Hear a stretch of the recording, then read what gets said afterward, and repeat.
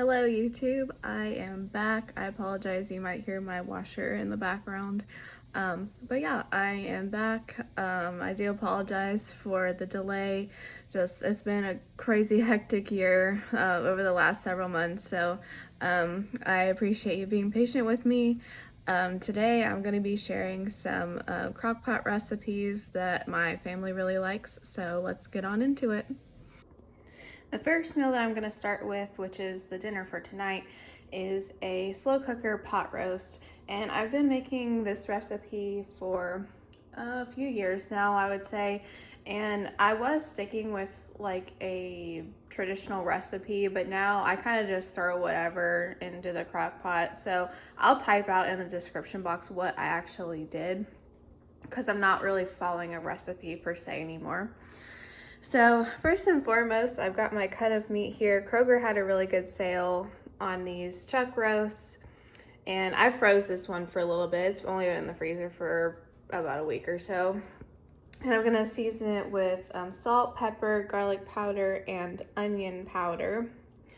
And then I'm gonna chop up some potatoes and throw those in. I don't really have a set amount, just whatever I think is gonna be sufficient really. And I usually leave the skins on because we don't really have a preference either way.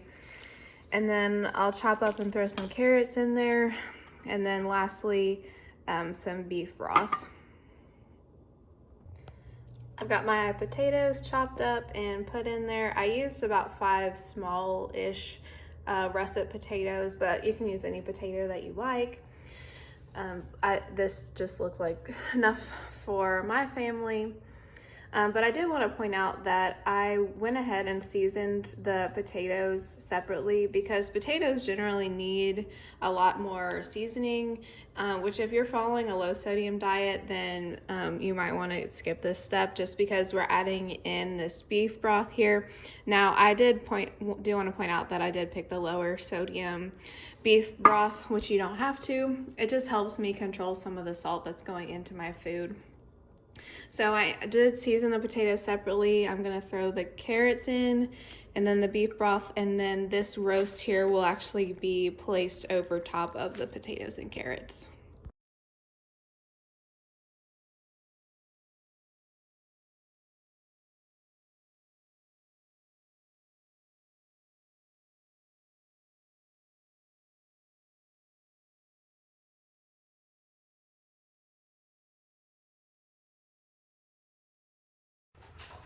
So right now it's about 3:30 in the afternoon. Today's Monday. And on my meal plan, I had planned for us to have pulled pork chili, which is a recipe I discovered, I think maybe 3 years ago, but I didn't try it till about a year ago, and boy, was I missing out. I originally stumbled upon this recipe because I was looking for a way to use up leftover pulled pork. I don't know if you have this problem where you cook a pulled pork, especially if if your family's not very big, you end up with a ton of leftovers, and after a while having barbecue pulled pork sandwiches just doesn't sound good anymore. So I looked up different recipes on how to use up leftover pulled pork, and I stumbled upon this chili recipe. Now, I don't know why it took me so long to make it, but it's delicious, and I've made it for lots of people, and they've all really seemed to enjoy it. So that's what we're having for dinner. Let me show you how to make it. All right, so I'm gonna go through the ingredients of this pulled pork chili real fast. So first and foremost, we have our pulled pork, which I have here on the left.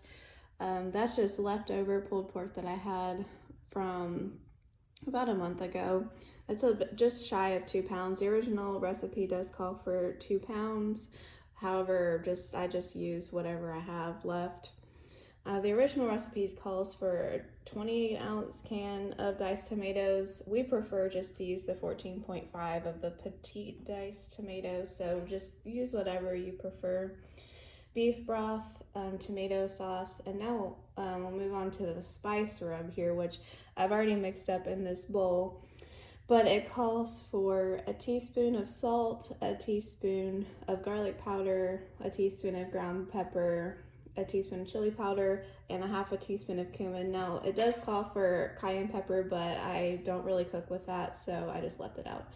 And 2 tablespoons of brown sugar. And then it also calls for some hot sauce, which I just eyeball, and then a half a cup of barbecue sauce as well, which I also just eyeball. The other thing I omitted was the beans, because though I like beans, I do have a picky eater in the household, so I just leave the beans out. All right, now I've got everything in here, so I'm just gonna stir it all up. One thing I did want to mention is these plastic liners. I mean, you should probably have seen other people use them, and I use them as well. I think they're really helpful for cleanup. It doesn't completely eliminate the mess. It just makes it a lot easier to get off the bottom. So I do recommend using them if possible. I'm gonna go ahead and get this stirred up, and then I'm gonna go ahead and then turn the crock pot on.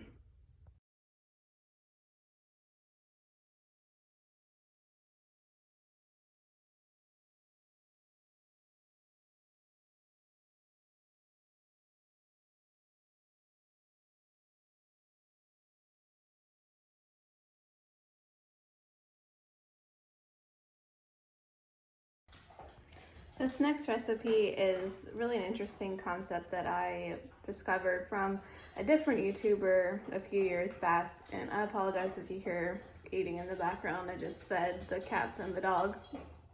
Anyway, so this is a Crockpot lasagna. Now, I thought was an interesting concept, because while lasagna is not, it is kind of time consuming, so, but kind of not, because the one recipe that I have, you bake it for like an hour and the prep time is maybe 30 minutes. So if you think about it, in the crock pot, it would take longer, but I like this concept because while it does take longer for it to cook, you're not really spending that much time in the kitchen.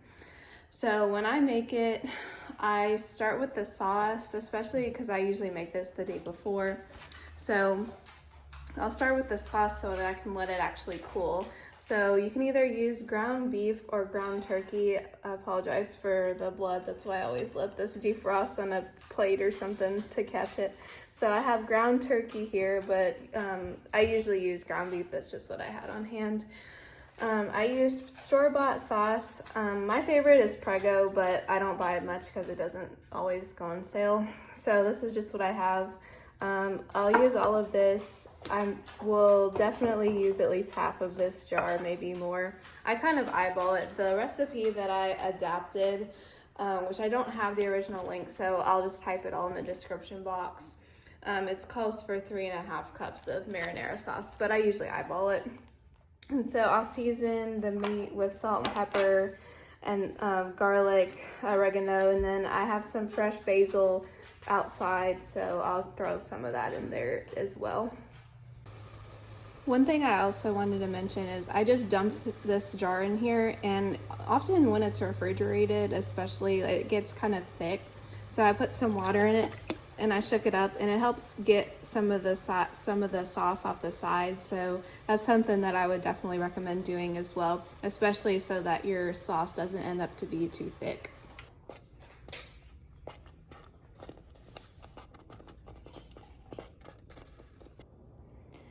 Now it's time to get started on the filling. So it still does have the traditional ricotta filling. So of course we'll have our ricotta here. It's just one 15-ounce container. I usually get the low-fat kind. The recipe does call for Parmesan cheese. Normally I just use the sprinkle kind, like that you would put on spaghetti, but I happen to have some here. I just got a little bit left. I need to use that, so I'm just gonna dump the whole thing in. Season it with salt and pepper, and then unlike the regular lasagna recipe I have, the filling is actually also seasoned with parsley instead of ricotta. So I'm gonna get all of this mixed together, and then we'll be ready to put it all together.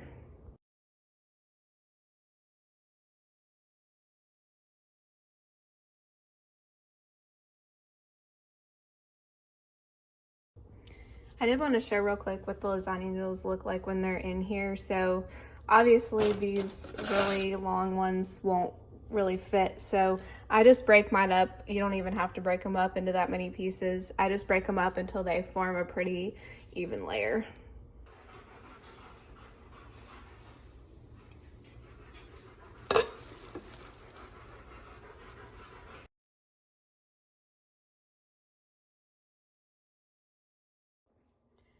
This is actually a few days later as leftovers. I was out of town for a few days, so I didn't have it fresh out of the crock pot, but this is what it looks like heated up as leftovers. And I mean, doesn't that just look delicious?